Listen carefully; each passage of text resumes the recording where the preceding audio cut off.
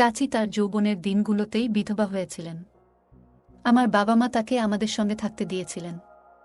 একদিন আমি তাড়াহুড়ো করে গোসল করার জন্য তার বাথরুমে যাওয়ার সিদ্ধান্ত নিলাম। মনে হলো চাচি ঘুম থেকে উঠেই তার চুল ঠিক করছিলেন। তিনি আমাকে দেখে হাসতে হাসতে বললেন, তোমার বাথরুমে কি সমস্যা? আমিও হেসে বললাম, হ্যাঁ, তাই একটু তোমার বাথরুমে আসতে হলো।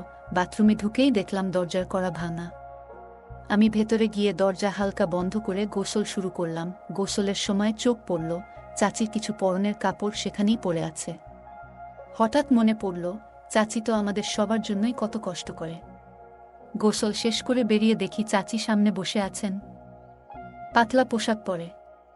তাকে সেদিন খুবই সুন্দর লাগছিল। আমার চাচি বয়স বেশি ছিল না, কিন্তু তার দেহ কিছুটা ভারী হয়ে গিয়েছিল, তাই তাকে আরও বেশি সুন্দর লাগছিল। যখন বাইরে যাচ্ছিলাম তখন মনে হলো তিনি আমার নাম ধরে ডাকছেন। আমাকে তার কাছে বসিয়ে বললেন, তুমি আমাকে বন্ধু মনে করো, লজ্জার কিছু নেই।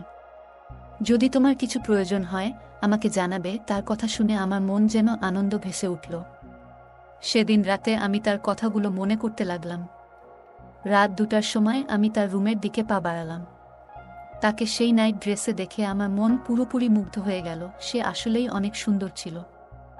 যখন আমি এসে পৌঁছালাম, চাচি বললেন, তোমার আসতে এত দেরি হলো? আমি অপেক্ষা করছিলাম তোমার জন্য। আমি মৃদু হেসে বললাম, হ্যাঁ, কিছুটা সময় লেগে গেল। চাচি বললেন, আমি জানি তুমি কি পছন্দ করো। তারপর তিনি দরজা বন্ধ করলেন এবং আমাকে বললেন, এসো, আমাদের একটু কথা বলার সময় হলো। আমরা বিছানায় বসে গল্প করতে লাগলাম। আমি বললাম, প্লিজ আলোটা একটু বন্ধ করে দাও। চাচি আমার কাঁধে হাত রেখে হেসে বললেন, নিশ্চয়ই। তিনি পাশের ড্রয়ার থেকে কিছু নিয়ে আসলেন এবং আমরা আরাম করে বসে গল্প করতে লাগলাম। তারপর গল্পগুলো ভালো লাগলে ভিডিওটি লাইক, শেয়ার এবং চ্যানেলটি সাবস্ক্রাইব করো প্লিজ। আমার নাম অজয়, আর আমি গ্রামের ছেলে। আমার বয়স 23 বছর, আর আমাদের বাড়ি একটা ছোট্ট গ্রামে, যেখানে আবহাওয়া সবসময় সুন্দর থাকে। গ্রামের মাটি, পরিষ্কার আকাশ আর সতেজ বাতাস সবকিছুর জন্যই আমাদের শহরে যাওয়ার তেমন প্রয়োজন পড়ে না। আমাদের অনেক জমিজমা আছে, সেগুলো আমরা দেখাশোনা করি। আমার বাবার একটাই ভাই ছিলেন, আর তিনি ছিলেন খুবই ভালো মানুষ। তিনি এমন একটি মেয়েকে বিয়ে করেছিলেন যার পোশাক আশাক এবং চলাফেরা ছিল খুবই আধুনিক। তার সৌন্দর্য ছিল মুগ্ধকর, এমনকি গ্রামের মেয়েরাও তাকে দেখে অনুপ্রাণিত হতো। চাচির সৌন্দর্য এবং ব্যক্তিত্বের জন্য সবাই তাকে পছন্দ করত। কিন্তু তার মধ্যে একটা অদ্ভুত শূন্যতা ছিল। সারাক্ষণ তিনি নিজের সৌন্দর্য নিয়ে ব্যস্ত থাকতেন এবং তার বিশ্বাস ছিল, যেহেতু ঈশ্বর তাকে এমন সৌন্দর্য দিয়েছেন, তা লুকিয়ে রাখার কোনো মানে নেই। তাই এই সৌন্দর্যে আমিও অনেক মুগ্ধ হয়ে যাই। আমি তাকে মনে মনে অনেক ভালোবাসতে থাকি। এই সৌন্দর্য দেখেই গ্রামের অনেক মেয়েও তার মতো সাজগোজ করার চেষ্টা করত।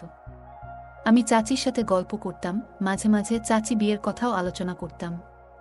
যখন আমার চাচার বিয়ে হয় তখন বিয়ের রাতে সবকিছু ঠিকঠাক করার জন্য আমি নিজে তদারকি করেছিলাম। চাচি ছিলেন আনন্দে ভরা। তবে বিয়ের 1 বছর পর ভাগ্য যেন অন্য কিছু লিখে রেখেছিল। চাচা হঠাৎ করেই আমাদের ছেড়ে চলে গেলেন, আর সেই ক্ষতি চাচির মনে গভীর শূন্যতা সৃষ্টি করল। চাচি দুঃখে ভেঙে পড়লেন, কারণ চাচার চলে যাওয়ার পর থেকে তার জীবনে কেউ রইল না। চাচির পরিবারেও তেমন কেউ ছিল না যে তাদের কাছে যাবে। আমরা সবাই মিলে সিদ্ধান্ত নিলাম যে চাচি আমাদের সাথেই থাকবেন। এজন্য আমাদের বাড়ির উপরের অংশ পরিষ্কার করে তার জন্য তৈরি করে দিলাম। আমরা সবাই মিলে চাচির পাশে থাকার চেষ্টা করলাম, যাতে তার মনে একটু হলেও শান্তি আসে। আমার চাচি আমাদের বাড়িতে থাকতে শুরু করলেন এবং আমি নিশ্চিত করলাম তার আরাম-আয়েশে যেন কোনো সমস্যা না হয়। আমি তার জামাকাপড় এবং অন্যান্য জিনিসপত্র গুছিয়ে দিলাম, যাতে তিনি সহজেই আমাদের সাথে থাকতে পারেন। চাচি নিজেও আমাদের সাথে থাকতে চেয়েছিলেন, কারণ আমাদের বাড়িতে থাকা তার জন্য সহজ ও স্বস্তিদায়ক ছিল। কারণ আমাদের বাড়িতে তেমন কেউ ছিল না, তার মায়ের বাড়ির অবস্থা তেমন ভালো ছিল না, তাই চাচি এখানে এসে থাকতে পেরে বেশ খুশি হলেন। এখন তিনি আমাদের বাড়ির উপরের ঘরে থাকেন, আর আমি সবসময় চেষ্টা করি তাকে হাসি খুশি রাখতে। চাচি মুখে ধীরে ধীরে হাসি ফিরতে লাগল, আর আমি ভাবতাম তার স্বামীর অনুপস্থিতিতে কিভাবে তিনি নিজেকে সামলে নিচ্ছেন। একা থাকা যে কতটা কঠিন তা আমার ভালোই জানা ছিল। তাই আমি সর্বদা চাচির মন ভালো রাখার চেষ্টা করতাম। একদিন আমি যখন গোসলের জন্য প্রস্তুতি নিচ্ছিলাম, হঠাৎ দেখি পানি ফুরিয়ে গেছে। আমাকে কাজে বেরোতে হবে আর গোসল করাটা খুবই জরুরি ছিল।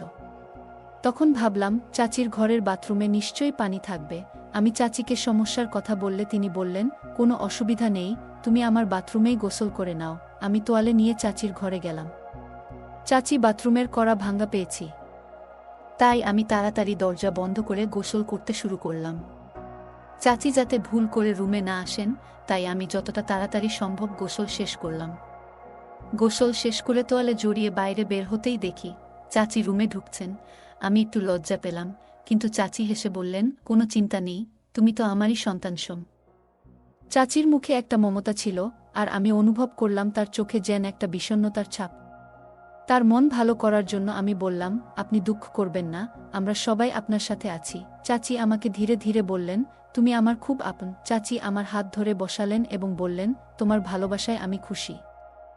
আমি তার পাশে বসে রইলাম, আর চাচি বললেন, তুমি আমার জন্য অনেক কিছু করছো, তোমাকে আমি আশীর্বাদ করি। তার কথায় একটা শান্তি ছিল, এবং আমি বুঝতে পারলাম চাচির জীবনের শূন্যতা পূরণ করতে হলে তাকে মন থেকে খুশি রাখতে হবে।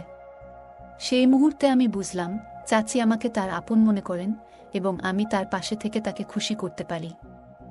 আর আমি তখনও তোয়ালে পরে তার পাশে বসেছিলাম, তাই আমি একটু লজ্জা পাচ্ছিলাম।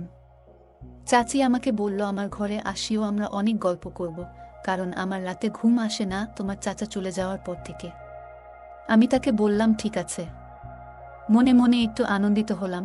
রাতে চাচির ঘরে যেতে হবে ভেবে আমি একটু অস্বস্তি বোধ করছিলাম। দ্রুত জামাকাপড় বদলে বাইরে চলে এলাম। মনে মনে আশা করছিলাম এমন কিছু ঘটুক যাতে আমাকে আর চাচির ঘরে যেতে না হয়, কারণ এ ধরনের পরিস্থিতির মুখোমুখি আমি আগে কখনো হইনি। সেদিন রাতে হঠাৎ কিছু অতিথি চলে এলেন।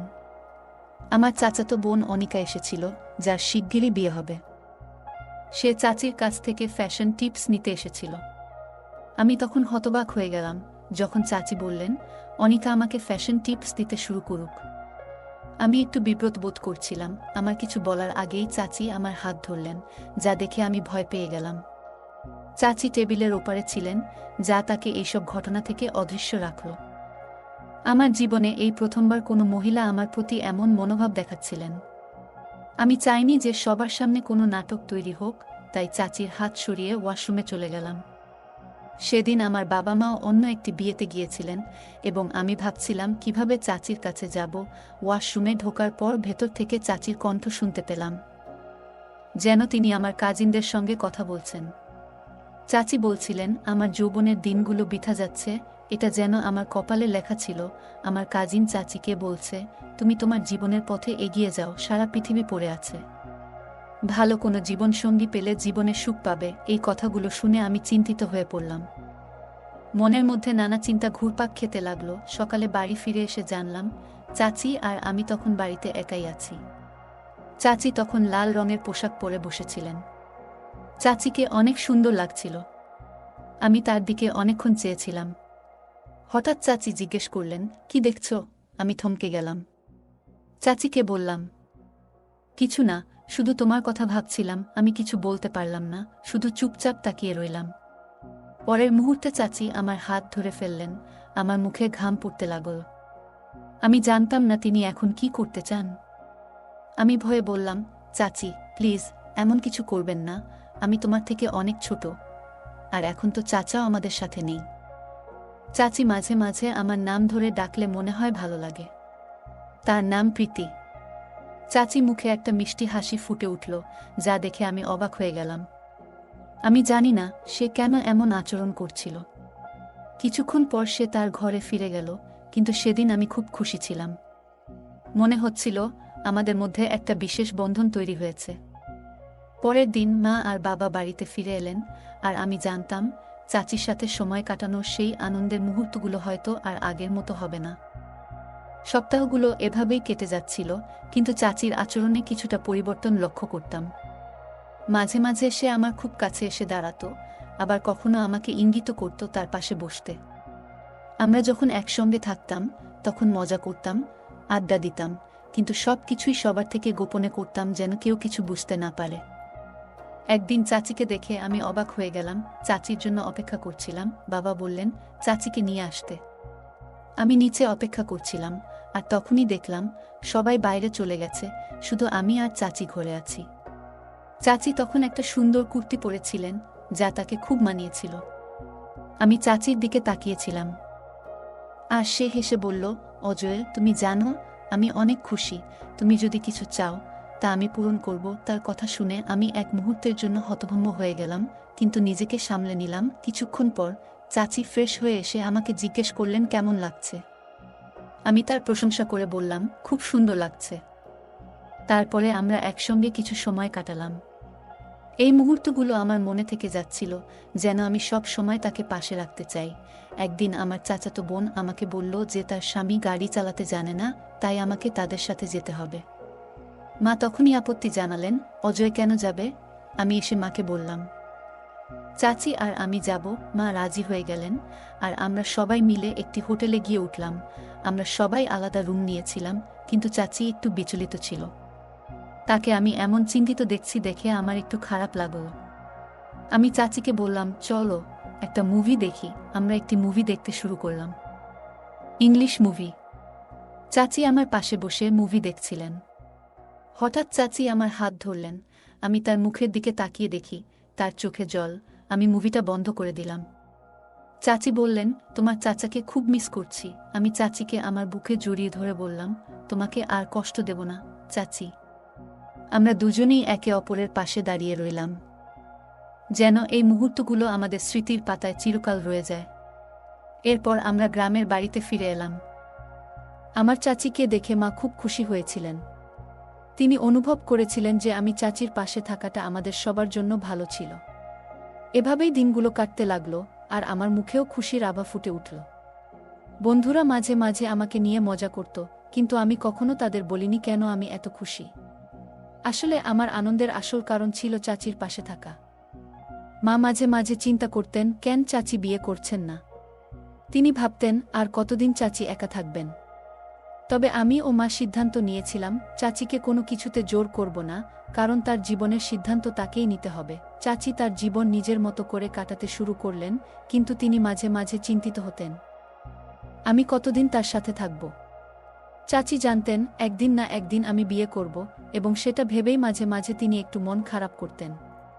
আমি তাকে বলতাম, চাচি আমি কখনো বিয়ে করব না, কিন্তু চাচি আমাকে বোঝাতেন, তুমি তোমার জীবন উপভোগ কর, আমি চাই না তুমি আমার মতো একা থেকে যাও। চাচি নিজেই আমার জন্য একটা মেয়ে খুঁজে বের করেছিলেন, আমাকে বিয়ে দিবে বলে। আমাকে এক প্রকার জোর করে বিয়ে দিল। চাচি চায়নি যে আমি তার মতো একা থাকি, কিন্তু আমি চাচিকেই মন থেকে চেয়েছিলাম। চাচিও আমাকে ভালোবাসে, বাড়ির লোক মেনে নিবে না জন্যে সে কাউকে কিছু জানায়নি। বিয়ের রাত এলে আমি প্রথমে চাচির কাছে গেলাম। আমাকে দেখে চাচি বললেন, তুমি এখানে কেন? কিন্তু আমি তাকে কিছু বলার সুযোগ দিলাম না। কিছুক্ষণ পর আমি আমার রুমে এলাম। আমার স্ত্রীও খুব সুন্দরী, কিন্তু তার মধ্যে চাচির মতো মায়া ছিল না।